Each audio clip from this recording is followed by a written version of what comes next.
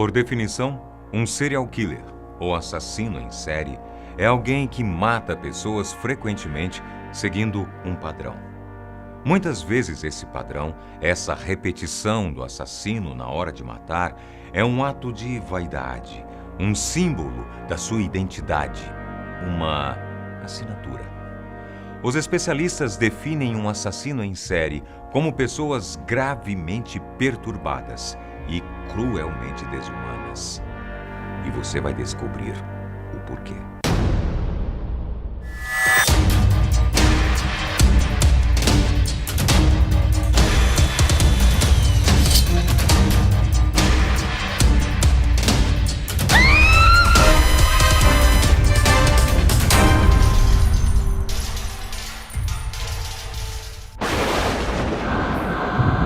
Minha profissão é matar.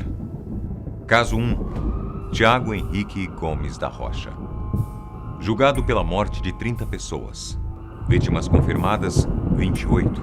A mais nova tinha 13 anos. Todos assassinados com tiros à queima-roupa. O serial killer de Goiânia, Tiago Henrique, está preso desde 2014. E voltou a ser destaque nos jornais depois da notícia que ele é o réu com maior pena individual do Brasil. Ele foi julgado por 30 assassinatos, latrocínios, roubos, porte ilegal de arma e fraudes de placas. E então condenado a um total de 656 anos na cadeia. Foi inocentado de 2 deles, mas ainda faltam 4 júris populares. O caso de Tiago foi tão conturbado quanto a sua mente psicopata. E o que ele fez colocou cidades inteiras em estado de pânico. Ele parecia gostar de se arriscar. Roubava e matava sem nenhum pudor. Chegava e atirava. Para não ser identificado pela polícia, ele alterava as placas das 2 motos que usava nos crimes. E com a vaidade de um assassino frio, chegou a dizer que matou quase 40 pessoas. No dia seguinte em que foi preso, Tiago tentou suicídio na delegacia e, de acordo com as declarações do advogado, ele usou os cacos da lâmina da cela em que estava para cortar os pulsos. Ele se mostrava uma pessoa extremamente violenta e instável. Chegou a agredir pessoas da imprensa e ameaçou companheiros de cela. Mas uma carta de arrependimento foi o divisor de águas no comportamento de Tiago em frente às autoridades e às câmeras. Durante os 8 meses de investigação que se seguiram, as declarações do assassino foram de: eu tinha essa voz, esse sentimento demoníaco que me possuía, para eu não sei o que me levou a fazer isso. Na carta, ele chegou a dizer que o maior desafio de alguém é conhecer a si mesmo e atribui o seu arrependimento à fé. Além disso, mudou a primeira versão da sua confissão dizendo que não cometeu todos os 39 assassinatos e que foi coagido pela polícia a falar isso. Seria mais um jogo de manipulação ou Tiago está realmente arrependido e falando a verdade? Não há como explicar como alguém que só dava entrevistas barbeado, de repente resolveu não falar mais com a imprensa. Arrependido ou não, Tiago vai passar um bom tempo na prisão. Apesar de sua pena ultrapassar 600 anos, ele só pode cumprir 30 anos de acordo com a legislação brasileira. Os advogados de acusação disseram que 1 ano por cada assassinato cometido por Tiago não chega nem perto do que ele realmente merece. Caso 2. Andrei Ticatilo. Vítimas: 52 pessoas. Todos os corpos foram encontrados esquartejados. Tudo que eu tinha para falar, eu já falei. Por onde eu fui e em todo lugar que eu passei, eu matei gente. Quando eu matava, eu sentia uma paz. Andrei Ticatilo, durante o julgamento que durou 4 meses, precisou ficar em uma jaula para que os familiares das pessoas que ele havia assassinado não pudessem fazer justiça com as próprias mãos. dezenas se aglomeraram nos tribunais para ouvir da boca do próprio assassino os horrores que havia cometido. Conhecido como o açougueiro de Rostov, nome da cidade russa onde os assassinatos aconteceram, Andrei deu declarações explícitas sobre como comia suas vítimas e demonstrou com um manequim como esquartejou cada uma delas. Ele gostava de abordar adolescentes e jovens adultos nas estações e durante as viagens de trem que fazia. As atraía para longe dos lugares movimentados e as golpeava na cabeça. Uma vez desacordadas e amarradas, Andrei dava início à sua sessão de tortura particular. Ele arrancava os olhos e as línguas das vítimas para que não pudessem gritar. Às vezes fazia isso usando uma faca, outras com os próprios dentes. No tribunal, Andrei chegou a dizer que se sentia um lobo enlouquecido nos momentos de tortura e quanto mais sentiam dor, mais se deleitava de prazer. Uma garota identificada como Larissa Tchakchenko, de 17 anos, foi um dos assassinatos dos quais ele nunca esqueceu. Ele contou que depois que ela riu dele enquanto a ameaçava, rasgou a garganta, os braços e os seios dela com os dentes. Muitas vezes, depois de golpear seguidas vezes as vítimas com uma faca, Andrei se alimentava de seus órgãos genitais. Assim que o ritual de tortura acabava, ele escondia as roupas longe do corpo, cada peça no lugar diferente. De onde vinha tanta loucura? O que aconteceu na vida de Andrei Tchikatilo para que ele se tornasse um assassino torturador e canibal? Como a história de grande parte dos serial killers, Andrei tinha uma vida longe de qualquer suspeita. Uma vida que servia de fachada para esconder o monstro que ele realmente era. Um monstro que foi alimentado por traumas desde o dia que nasceu. Quando ainda era muito pequeno, os pais de Andrei descobriram que ele seria impotente para o resto de sua vida. Mas a razão disso nunca foi realmente explicada. Ele disse no tribunal que nasceu condenado, que era um aborto da natureza, e baixou as calças, mostrando a genitália, gritando que aquilo não servia para nada. Sempre foi muito inteligente e seu jeito peculiar, considerado até meio afeminado para a época, era motivo para que colegas e familiares o maltratassem e o humilhassem. Andrei era muito alto e esguio, e por isso ganhou o apelido de Ganso enquanto estava na escola.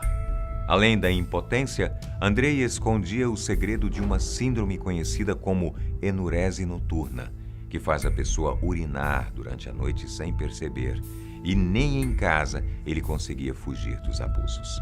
A mãe dele, Anna Tchikatilo, para justificar o desaparecimento do irmão de Andrei, disse a ele que o garoto tinha sido sequestrado, assassinado e que as pessoas que fizeram isso comeram o corpo dele. O menino cresceu com essa história na cabeça e, quando teve idade suficiente, serviu obrigatoriamente por 3 anos no exército soviético e depois continuou vivendo na Rússia, onde se casou com Feodosia Odinacheva. Ele tentou fugir do passado e, apesar dos problemas com impotência, o casal teve 2 filhos, que, de acordo com as informações, só foi possível porque ele colocou o seu sêmen na vagina da esposa com os dedos. Foram os fantasmas da sua infância e os traumas psicológicos que o motivaram a matar. E só assim ele sentia prazer. Disse que os golpes de faca que dava nos corpos das vítimas imitavam o movimento da penetração. Quanto mais mortos apareciam, mais a polícia tentava controlar e vigiar as áreas públicas da região de Rostov. Em 1990, Andrei Tchikatilo foi preso em flagrante, tentando fazer mais uma vítima próximo a uma estação de trem. Ele foi condenado à pena de morte e executado com um tiro na cabeça em fevereiro de 1994. Caso 3. Pedro Alonso Lopes. Vítimas: 300 garotas, 53 corpos encontrados, todas com idade entre 8 e 12 anos. O famoso caso de Pedro Lopes foi noticiado em todo o mundo. Ele confessou e detalhou o assassinato de 300 vítimas e ficou conhecido como o Monstro dos Andes. Pedro enganou, estuprou e estrangulou centenas de jovens garotas durante suas viagens e fugas por 3 países sul-americanos: Colômbia, Peru e Equador. Ele abordava meninas que viviam nas ruas, com idade entre 8 e 12 anos. As levava para o interior de imóveis abandonados e ali as aterrorizava, agredia, estuprava por horas. Depois, elas eram estranguladas e jogadas em buracos no meio do nada. Não muito diferente dos outros serial killers que falamos hoje, Pedro Lopes teve uma infância pobre, mas nunca sofreu qualquer tipo de violência pela família. Era tão normal quanto a de qualquer outra pessoa. Durante os depoimentos, a mãe de Pedro Lopes, Benilda Lopes de Castanheira, não sabia explicar de onde vinha a versão completamente fantasiosa que o filho contava sobre a sua origem. Ele contou à polícia que depois que fugiu de casa, começou a falar para as pessoas que era filho de uma garota de programa que recebia os clientes na frente dele. Ele saiu de Santa Isabel, cidade colombiana onde nasceu, e viajou para Bogotá. Ao chegar na capital, ele se juntou a um grupo de meninos de rua, porque sabia que ficar sozinho num lugar que nunca tinha visto era muito perigoso. Ele chegou a conseguir comida e um lugar para ficar, mas não durou muito tempo por causa dos abusos sexuais. Quando completou 12 anos, Pedro fugiu do orfanato em que estava, voltou a viver na rua e cometer seus primeiros crimes de roubo. Foi um desses assaltos que fizeram Pedro Lopes ir para a cadeia aos 21 anos.